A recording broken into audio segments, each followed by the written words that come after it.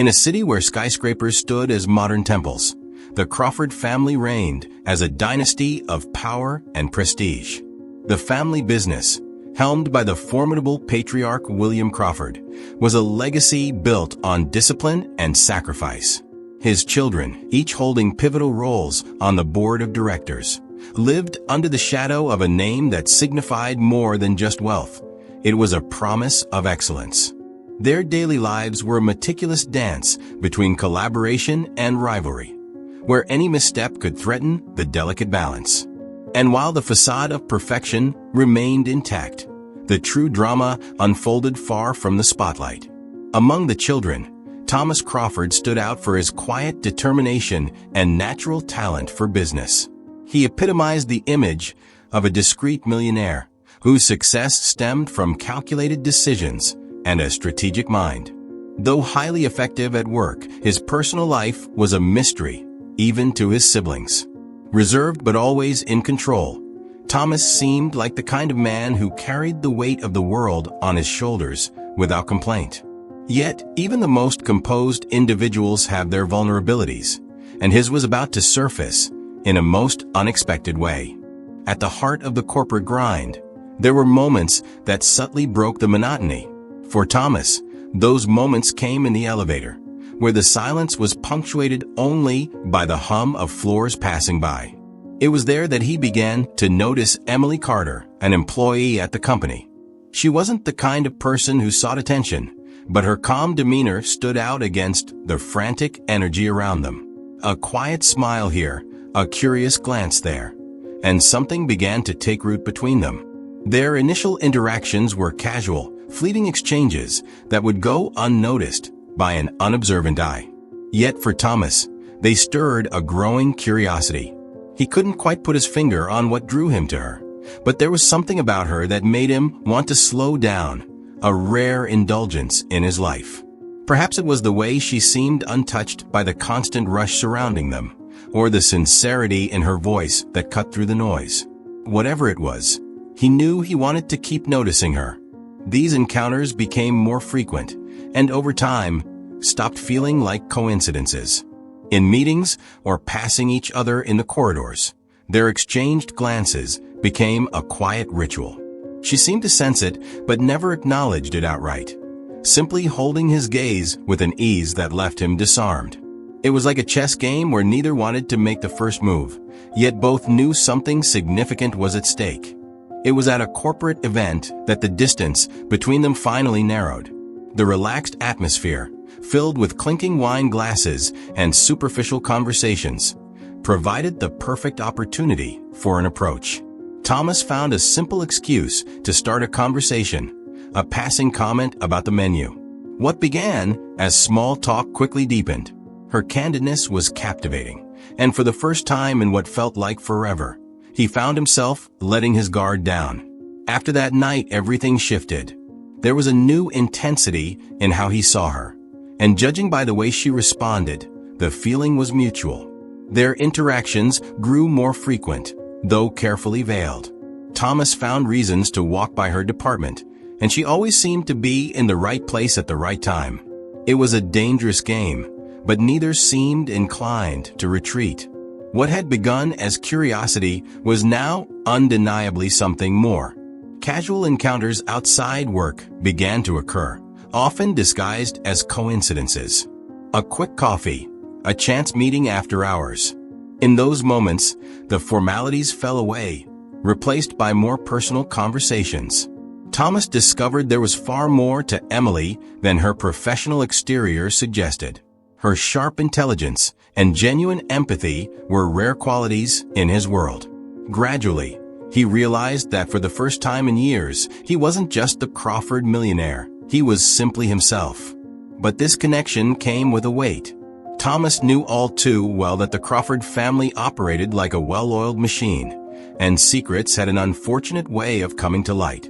He and Emily spoke at length about the risks, reaching the same conclusion. Their relationship would have to remain a secret. The decision, while pragmatic, carried an undercurrent of tension neither was fully prepared to face. No matter how hard they tried to hide it, The signs were there for anyone perceptive enough to notice. Lingering glances in meetings, messages exchanged at odd hours, a fleeting smile now and then. With every interaction, their secret became harder to keep. Yet, both were resolute in protecting what they had, even if it meant living on a knife's edge. Their relationship was now both a source of joy and a calculated risk. Everything seemed under control until the day she asked to speak to him privately. Thomas, a man well-versed in handling corporate crises, immediately sensed something was wrong. Her tone was calm, but it carried a weight that he couldn't ignore. When the door to Thomas's office closed, the carefully constructed world he had built began to crumble.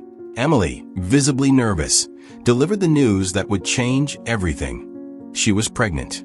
For a moment, Thomas lost the control he prized so dearly. The revelation hit him like a punch he hadn't braced for, leaving him momentarily speechless. Emily, for her part, was equally afraid, not just of his reaction, but of the fallout this could have for them both. As her words echoed in his mind, Thomas felt a storm of emotions, ranging from shock to fear. He was a man accustomed to solving problems, to tackling challenges with unflinching logic. But this wasn't a problem that could be solved with spreadsheets or negotiations. It was deeply personal, profoundly human, a matter of life that left no room for cold pragmatism. For the first time, he felt vulnerable, unsure of his next move. In the days that followed, the tension between them was palpable, but so was an unexpected closeness. They both knew they were facing something monumental, something that demanded courage from them both. As they discussed the future, how they would handle the pregnancy and maintain their secret, Emily began to see a side of Thomas few ever witnessed. The man who always maintained his composure now revealed insecurities that made him more human, more relatable.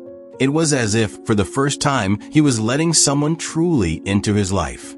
Despite their fears, there were moments of unexpected lightness, as if the pregnancy also gave them a chance to truly know each other. Emily shared stories from her childhood, while Thomas recounted memories of growing up under the weight of a powerful family legacy.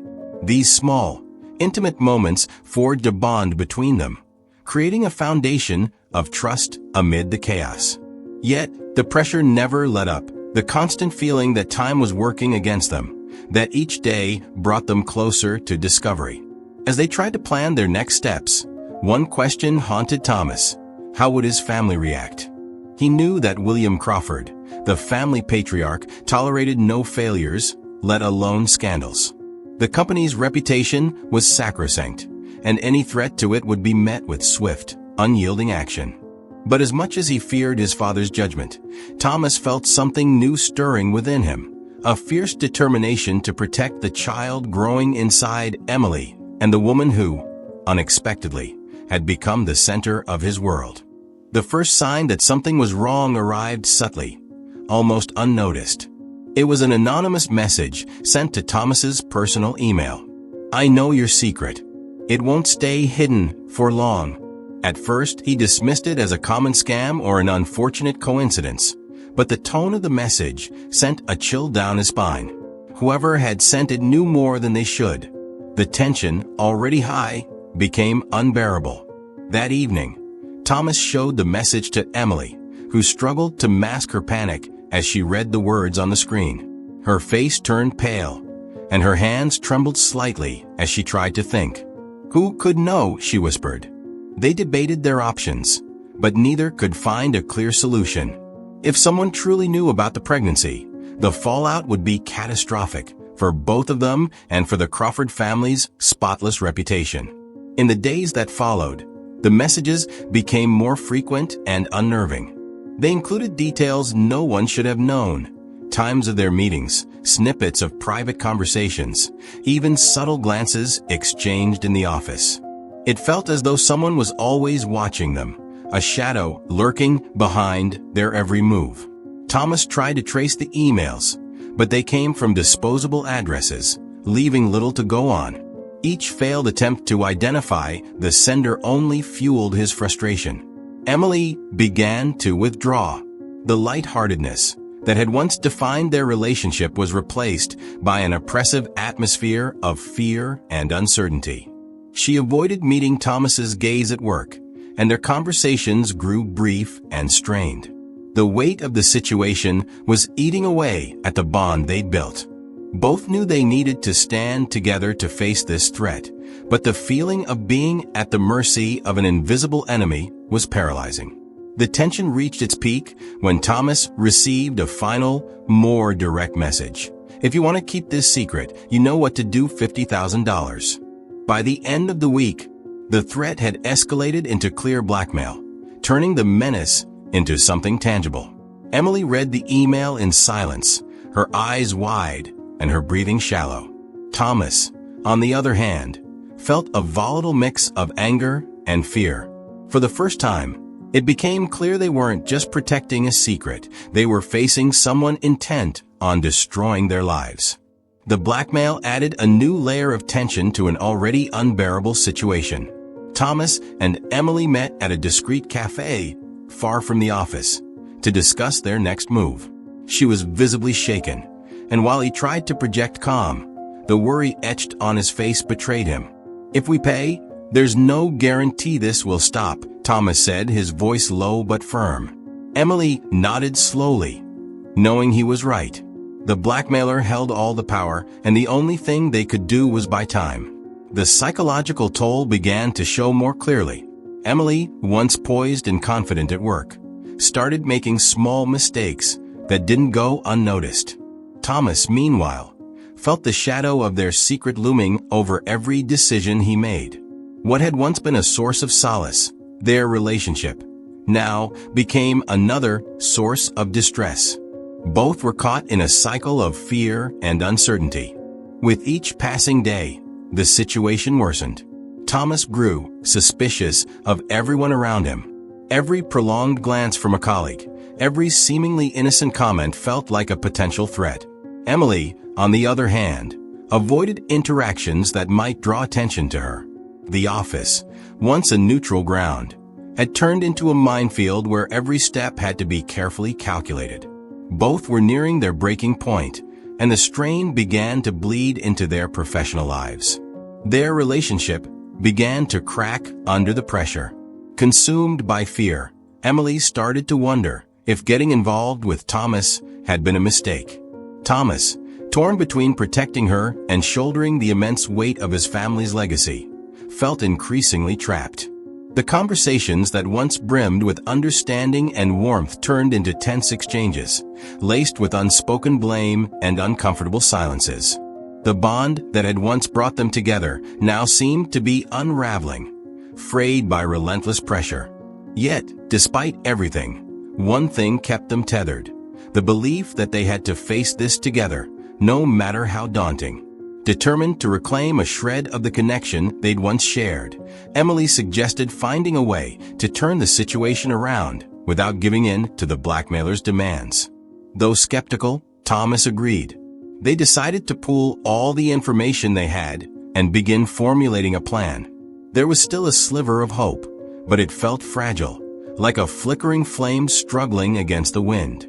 After days of heated debate, Thomas decided the only way to buy time was to comply with the blackmailer's initial demand. He transferred the $50,000 to the account provided in the message, but chose not to tell Emily. He believed sparing her from additional worry might ease some of the pressure on her. When they met the next day, Emily sensed something different in Thomas's demeanor, but he deflected her questions. To him, this was merely the first phase of a larger plan. Meanwhile, unaware of the payment, Emily grew increasingly insistent on finding concrete solutions. "What's our plan? We can't just sit here waiting for their next move," she said, her voice taut with anxiety. Thomas, eager to avoid further arguments, assured her that he had everything under control, though deep down he knew this promise was as fragile as the secret they were trying to protect. He didn't want to admit that he was as lost as she was. A few days later, another message arrived, shattering any fleeting sense of relief Thomas might have felt. The payment was received. "But this isn't over," He stared at the words in silence, feeling the chill run through him. The payment hadn't resolved anything. If anything, it had emboldened the blackmailer to demand more. For the first time, Thomas realized that his attempt to take charge of the situation had failed spectacularly. He was playing a game where the rules weren't his to decide. Emily walked into Thomas's office that same day and saw a bank statement on his desk. Her eyes immediately locked on the highlighted transaction. The exact amount the blackmailer had demanded, recently transferred to an unfamiliar account. "You did this behind my back?" she asked, her voice trembling with a mix of anger and betrayal. To her, the decision symbolized more than a desperate attempt to fix the situation. It was a breach of trust at a time when they needed unity more than ever. Thomas tried to explain, saying he had only wanted to protect her, but his words rang hollow. The tension between them hit a breaking point. While Thomas scrambled to manage the blackmailer's escalating demands, Emily began to doubt whether he fully grasped what was at stake. They were more isolated than ever, fighting not only the invisible enemy threatening their lives, but also the growing barriers between them. Yet, deep down, they both knew they would have to find a way to rebuild their trust, not just to salvage their relationship, but to stand a chance against what was still to come. With the payment made and their relationship strained, Thomas and Emily faced a stark new reality. The blackmailer seemed closer than they had ever imagined. Each new message revealed intimate knowledge of their lives. Phrases like, "Last night was interesting," or "You can't hide forever," made it clear they were being watched. Thomas began to realize this wasn't just a stranger threatening them. It was someone who knew their routines well. Emily, already emotionally frayed, started seeing threats in every face around her. Who could know so much about them? Every meeting, every interaction with colleagues, carried an undercurrent of suspicion. Thomas, meanwhile, began constructing a mental map of the people in their orbit, trying to pinpoint potential suspects. Assistants, security staff, even members of the board made their way onto his growing list. As he delved deeper, Thomas noticed odd inconsistencies in the behavior of those around him. A board member who seemed unusually curious about his schedule, an assistant who was always nearby during his private conversations with Emily. But every lead he pursued ended in a dead end. The blackmailer felt like a phantom, unseen, yet ever present. The mounting frustration and powerlessness were suffocating. The stress began to take its toll on both of them. Thomas, typically composed and precise, started making errors in key negotiations. Emily withdrew further, avoiding social interactions at work in an effort to stay out of sight. But her silence didn't go unnoticed, and whispers started circulating in the hallways. The weight of their secret seemed to grow heavier, threatening to consume everything in its path. Then came the message that changed everything. The truth always finds a way to come out. The cryptic yet ominous words plunged Thomas and Emily into a spiral of paranoia. The realization struck like a thunderclap. The blackmailer had to be someone close, someone with access to the most intimate details of their lives. But who? The question echoed endlessly in their minds as the clock ticked down. The truth was closing in, but whether they were ready to confront it remained uncertain. The latest message, "The truth always finds a way to come out," felt like more than just a threat. Thomas, increasingly suspicious, began to reassess everything around him. Some of the messages referenced conversations he'd only had with Emily in places he believed were entirely private.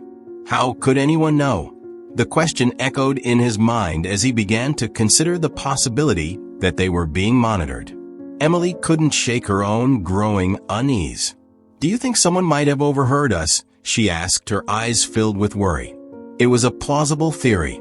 Recently, they had held private conversations in locations they'd assumed were safe, like the empty parking garage or behind the closed doors of a meeting room. But nothing felt secure anymore. Thomas began to suspect that some sort of listening device might be at play. To test his theory, Thomas reached out to a trusted contact in the tech field, someone outside the company's network. During a discreet sweep of his office, the technician found traces of a clandestine listening device embedded in a piece of office equipment. The device was small, nearly invisible, but advanced enough to capture detailed conversations. This explained how the blackmailer had such precise information. Thomas felt a mix of anger and relief. At least now he knew he wasn't imagining things. Emily, meanwhile, started reevaluating every space where they had spoken. What if it's not just your office? What if there are others? She suggested, and Thomas agreed. They decided to be even more cautious, constantly changing locations for their discussions and cutting down on interactions that could be observed. Yet the knowledge that they were being overheard cast a heavy shadow over every word they exchanged, each one feeling like a risk. As they tried to shield themselves, more messages arrived, now even more precise. One referenced a conversation they'd had in the underground parking garage, where they had believed they were completely alone. This confirmed the blackmailer wasn't just listening, they were watching. "They're closer than we thought," Emily said, her voice a mix of fear and frustration. It was clear the blackmailer was always one step ahead. Thomas decided to take a more strategic approach. Using the discovery of the listening device, he narrowed down the list of suspects. Someone with physical access to his office had to have installed it. But the blackmailer's knowledge of external locations suggested they also had the means to track them outside the office. He cross-referenced these factors, eliminating names until only a small, inconclusive list remained. Meanwhile, Emily struggled with the emotional toll of constant surveillance.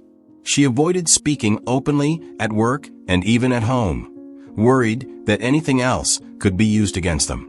But her growing withdrawal only fueled speculation among her colleagues. "People are starting to notice something's wrong," she told Thomas, and he knew she was right. Time was running out to uncover the blackmailer. It was one of the most recent messages that finally gave Thomas a clue. The threats always arrived shortly after critical decisions or moments when he and Emily were at their most emotionally vulnerable. This wasn't random. It was someone who knew exactly when to apply pressure. "They're playing us," Thomas said, a spark of determination reigniting. It was time to turn the tables. Thomas devised a plan to set a trap. He shared false information with Emily, discussing fabricated plans that would be tempting bait for the blackmailer. When the next message arrived, directly referencing the invented details, Thomas knew he was on the right track. For the first time, he felt a surge of confidence. The truth was closer than ever, but the stakes remained dangerously high. Thomas knew he was close to uncovering who was behind the messages. The clues were falling into place, and the net was tightening around the blackmailer. After the fictitious plan was mentioned in a new message, he decided it was time to confront the individuals on his list of suspects. He started with employees who had access to his office, calling each in for private conversations without revealing his true purpose. The tension mounted with each meeting, but no one gave anything away. Meanwhile, Emily remained suspicious of a colleague who always seemed to be nearby. "She asks too many questions, Thomas. Don't you think that's strange?" Thomas listened carefully, but after a brief investigation, he concluded that the woman lacked access to the locations or information the blackmailer was using. This only reinforced his theory. The culprit had to be at a higher level. The blackmailer wasn't an outsider. It was someone who deeply understood the dynamics of both the company and the Crawford family. The breakthrough came when Thomas noticed something unusual during a review of his email. One of the blackmailer's messages contained a phrase he recognized immediately. "It's not about what you hide, but what you're willing to sacrifice." Those exact words had been spoken by his father, William Crawford, months earlier during a private discussion about business ethics. Thomas froze, his mind racing. He could no longer dismiss the mounting coincidences. Even so, he hesitated. The idea that his own father could be behind this was absurd, almost unthinkable.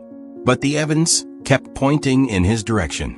The messages had an authoritative, manipulative tone that aligned perfectly with William's demeanor.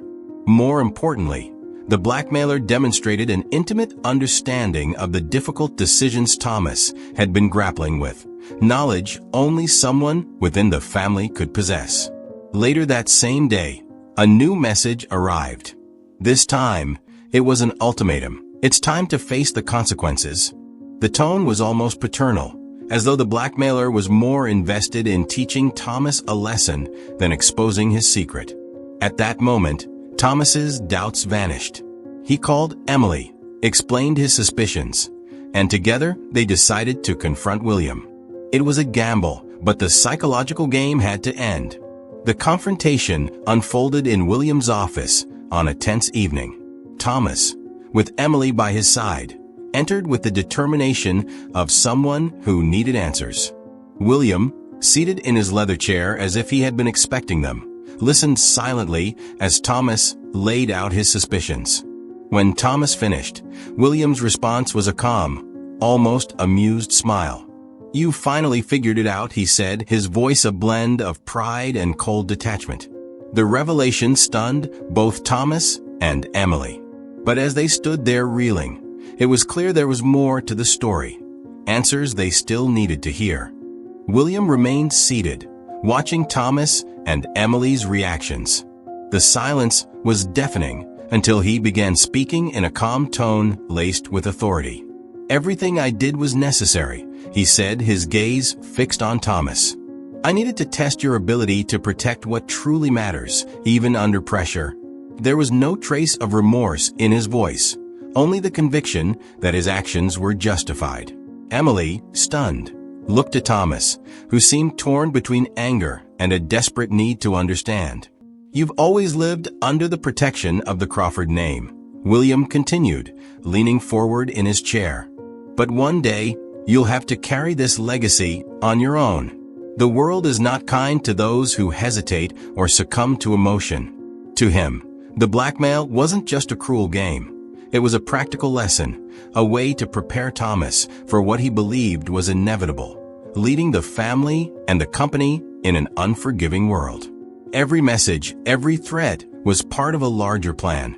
Emily, who had remained silent until now, finally found her voice. "And what about the people you hurt in the process? This isn't just about business. It's about lives, mine, his, and our child's." William looked at her with a mix of respect and icy detachment. "You're right, Emily, but sometimes the cost of preparation is high. And if you can't handle the pressure, perhaps you're not fit to stand by my son's side." His words cut through the air like a blade. Thomas couldn't hold back his indignation any longer. "You think this is a test? That destroying our peace is the best way to prepare me for the future." He stood, his voice rising. "I'm not you, Dad. I don't need to manipulate people to prove I'm capable." Yet, even as he spoke, a part of him recognized the weight of William's words. It was true that he had faced challenges he never imagined and perhaps emerged stronger. But did that justify what his father had done? William listened to his son's outburst with calm composure, his gaze unwavering. "Thomas, you don't understand now, but one day you will. Protecting this family means making decisions no one else is willing to make. If you can't handle something as small as blackmail, how will you protect this legacy from real threats?" His tone was both harsh and paternal. He truly believed he was doing what was best for his son, even if it meant becoming the villain in his story. Emily, her eyes brimming with tears, turned to Thomas. "You don't have to accept this. You don't have to be shaped by fear." Her words were a reminder that, powerful as William was, Thomas had the agency to decide his own path. He took a deep breath, feeling the weight of the choice before him. Would he be the obedient son who accepted his father's lessons, or the man who forged his own truth? After a long pause, Thomas finally spoke. "I will protect my family, but in my own way. And if that means letting go of certain expectations, so be it." William nodded slightly, as though he had anticipated this response. "Very well, Thomas," he said, rising from his chair. Now you understand. True leadership isn't about easy choices, but about facing their consequences. I hope you're ready for that. With that, William left the room, leaving Thomas and Emily alone to process everything they had just heard. When William left the room, the silence he left behind felt heavier than any words spoken before. Thomas stood frozen, staring at the door as if expecting his father to walk back in and declare it was all some cruel joke. But he knew it wasn't. William's revelations echoed in his mind like relentless waves, each more disturbing than the last. His stomach churned, and indignation burned in his chest. How could anyone justify causing so much pain under the guise of teaching a lesson? Emily reached out, placing a hand on his arm, but he pulled away, beginning to pace back and forth. "I can't believe he did this," he said, his voice trembling with anger and frustration. "This isn't a test, it's manipulation. He has no right to play with our lives like this." His stiff posture and clenched fists betrayed the immense effort it took to hold himself together. But Emily could see he was on the verge of an emotional collapse. "Thomas, you need to breathe," Emily said gently, trying to anchor him to the present moment. "I know this is overwhelming, but think about what comes next. You can't let his anger dictate your actions." Thomas shook his head, his mind a whirlwind of conflicting emotions. "He wants me to see this as some kind of lesson," he said bitterly. "But all I see is a man who thinks he can manipulate everyone around him." Thomas's fury wasn't just about the manipulation itself, but the implication that his father doubted him. To Thomas, it felt as though William believed he could only be strong under constant scrutiny and pressure. That cut to the very core of his identity. His entire life, he had fought to prove his worth, to show that he didn't need to be molded by his father's expectations. Now, he was confronted with the daunting task of facing not only his family's legacy, but also the shadow of William Crawford. Emily, watching Thomas wrestle with his inner turmoil, stepped closer again. "You can prove him wrong, Thomas," she said softly. "Not by using his methods, but by showing there's another way, a way that doesn't destroy people in the process." Her words finally broke through. He stopped pacing, inhaling deeply and closing his eyes for a moment before nodding. "You're right. I won't let him win this way. Not this time." The anger in his voice remained, but now it was accompanied by a renewed determination. Thomas didn't waste any time. The next morning, he sought out his father in his office, determined to put an end to the manipulation once and for all. William was seated calmly, reviewing documents as if nothing had happened. Thomas, I figured you'd come sooner or later," he said without even glancing up. His nonchalant tone only fueled Thomas's resolve. "We need to talk now," Thomas said firmly, without waiting for an invitation. Thomas shut the door and sat across from his father. "You crossed the line, William," he began, using his father's first name, something he never did. "Playing games with our lives to prove a point? That's not leadership. It's abuse." For the first time, William looked up, his previously calm demeanor giving way to a more serious expression. "I didn't expect you to understand yet," he replied evenly. "But don't mistake leadership for weakness. I did what was necessary." Thomas slammed his hand on the desk, his frustration boiling over. "Necessary? You thought threatening the future of my child and the woman I love was necessary." He took a deep breath, struggling to keep his composure. "You're always talking about legacy, but how do you expect me to protect it when I can't even trust my own family?" His voice carried the weight of his emotions, every word cutting through the tension as he stared his father down. William didn't back down, but there was a subtle shift in his gaze, as though he was carefully measuring Thomas's words. "Trusting your family doesn't mean avoiding challenges, Thomas," he said, his voice lower but still firm. "I needed to see how far you'd go to protect what's yours. And you passed the test, even if you don't realize it yet." The words landed like a hollow victory, but Thomas had no patience for mind games. "I'm not you and I never will be," Thomas responded, his voice calm but brimming with conviction. "I'll protect my family and this legacy, but I'll do it my way. And from now on, you won't have any control over my decisions. I won't let your idea of leadership dictate my life anymore." William studied him for a moment, his expression unreadable, before he inclined his head slightly in what could only be described as a faint gesture of respect. "Then show me you're capable," William said, before turning his attention back to the documents on his desk. The silence after Thomas's words was more powerful than any argument. William, known for his composure, kept his gaze fixed on his son, but something in his demeanor had shifted. Finally, he broke the silence. "You've surprised me, Thomas," he said, with a faint smile rarely seen on his face. "I always knew you had potential, but I needed to be sure. Now I see that you're ready, not as a Crawford, but as someone capable of doing what needs to be done." Thomas felt a surge of conflicting emotions at those words. Part of him wanted to accept them as the validation he had sought for years. But another part, larger and deeply wounded, knew the cost of that recognition was far too high. "You think this was leadership?" Thomas said, his voice low but steady. "Manipulating people, putting the family's reputation at risk, treating me like a pawn in your game? No, father. That's not leadership. That's arrogance." William stayed silent for a moment before responding, his tone calm yet unyielding. "You may not understand now, but one day you will. Leadership isn't about being liked or being fair. It's about doing what's necessary, even when others don't approve. And you've just proven that you can rise to the challenge." To William, the confrontation was the culmination of a test, not the betrayal Thomas felt it was. Without waiting for further explanation, Thomas stood, towering over his father. "You can believe whatever you want, but I'll do this my way. And I will never use people the way you have." For the first time, William inclined his head slightly, a barely perceptible gesture of respect.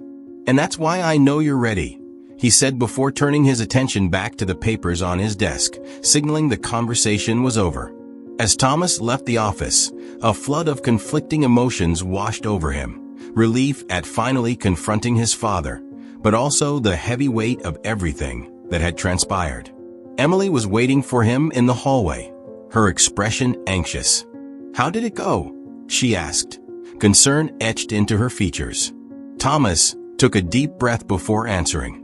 He admitted everything, said it was a test to prepare me, but it doesn't matter. I told him I won't follow his path. Emily reached for Thomas's hand, sensing the exhaustion in his eyes. "You did what you needed to do. That's what matters." He nodded, comforted by her presence. Still, he knew there was much to process. William's words continued to echo in his mind, but more than that, he felt a new responsibility to prove he could lead without repeating his father's mistakes. Later that night, Thomas sat in quiet reflection, piecing together everything he had learned. He realized that his true strength didn't come from his father's approval, but from his ability to forge his own path. He made a promise to himself, to protect his family and the Crawford legacy, but to do so on his own terms, with the values he and Emily were building together. For the first time, he felt like he was truly in control of his story. The next morning, Thomas woke with a clarity he hadn't felt in a long time. The weight of the secret was becoming unbearable, not just for him, but for Emily as well. He knew it was time to face the situation head-on. Unlike William, Thomas believed true leadership required transparency and courage, even when it meant taking risks. He began planning how to reveal everything: his relationship with Emily, the pregnancy, and even the mistakes he had made while trying to protect their secret. That afternoon, Thomas called an extraordinary meeting with the board of directors, including his siblings and Emily. The faces around the table were filled with curiosity and, in some cases, suspicion. He took a deep breath before speaking. "I have something important to share, and it won't be easy to hear." He began meeting the gaze of each person in the room. The first words were the hardest, but once he started, the truth poured out. He revealed his relationship with Emily, the pregnancy, and the steps he had taken to keep it all hidden to safeguard the company. The initial reaction was shock. One of his brothers, visibly angry, stood and said, "You put everything at risk for this?" But Thomas stayed composed. "Yes, I made mistakes," he admitted, "but not because I wanted to harm the company or any of you. I was trying to balance my responsibilities as a leader and as a person." He detailed how the blackmail and fear of scandal had affected him, but emphasized the valuable lessons he had learned through it all. When he finished, silence hung over the room. It was William who broke it, speaking in a tone more serious than ever. "Thomas is right. Leadership isn't perfect, and it's through our failures that we learn to grow." His statement was unexpected and diffused much of the tension in the room. Emily, sitting beside Thomas, felt immediate relief.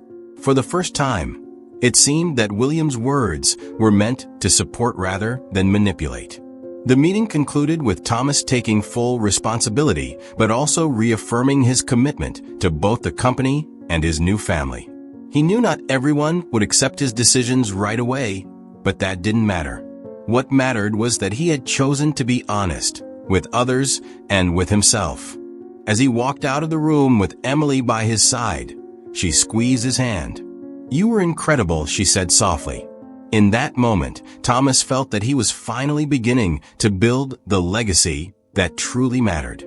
In the days following the revelation, Emily felt the weight of being in the spotlight, but also the relief of no longer hiding who she was to Thomas or the important role she now played in his life. Thomas's siblings were the first to reach out, cautious, but willing to bridge the gap. "I never thought you'd get involved in something like this," one of them said, half joking. Emily responded with a light smile, but made it clear she was there to stay, regardless of their judgments. Full acceptance, however, took time. Some family members and board members questioned her intentions, as expected. Emily faced these doubts with grace, maintaining the composure that had earned her respect in her professional life. With Thomas's unwavering support, she began attending family dinners and corporate events, not as an outsider, but as someone integral to that world. Her authenticity gradually won over even the most skeptical. William, to everyone's surprise, displayed an unexpected shift in attitude. Though he retained his reserved demeanor, he sought out a private conversation with Emily. "I admire your strength," he said, his tone a mix of respect and pragmatism. "You'll face challenges ahead, but I can see you have what it takes to overcome them." Emily recognized it wasn't an apology, but a form of acceptance unique to William. For her, it was a significant step forward. As time passed, Emily's pregnancy became a source of celebration rather than controversy.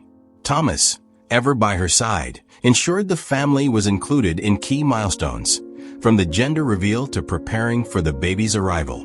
Slowly but surely, Emily transitioned from being seen as the employee to someone deeply committed to both Thomas and the Crawford legacy. She wasn't just part of Thomas's life. She was an integral piece of the family's future. Together, Thomas and Emily began to envision a future where transparency and unity were valued above manipulation and tests. Their journey wasn't without its challenges, but it was defined by the strength they found in each other and their shared determination to create something better. And so, Thomas found balance between the expectations of the past and the future he wanted to build. His story teaches us that a true legacy isn't about keeping secrets or manipulating situations. It's about facing challenges with integrity, courage, and the support of those we love. How often do we feel pressured by the expectations of others, not realizing that we have the freedom to write our own story? What would you do if you were in Thomas's place? Would you have the courage to confront someone so powerful in your life? Or would you choose a different path to protect the ones you love? This story invites us to reflect on how far we're willing to go to defend our values and what leadership and responsibility truly mean. Now, what part of this story resonated with you the most? Comment below and share your thoughts. If you believe someone could learn something from this message, don't hesitate to share this video with them. And if you enjoyed this story, don't forget to subscribe to the channel, turn on notifications, and leave a like. We have plenty of stories like this one, full of life lessons, emotional twists, and unforgettable characters. Stick around, because we always have something special to share with you. Thank you so much for watching. Until the next story.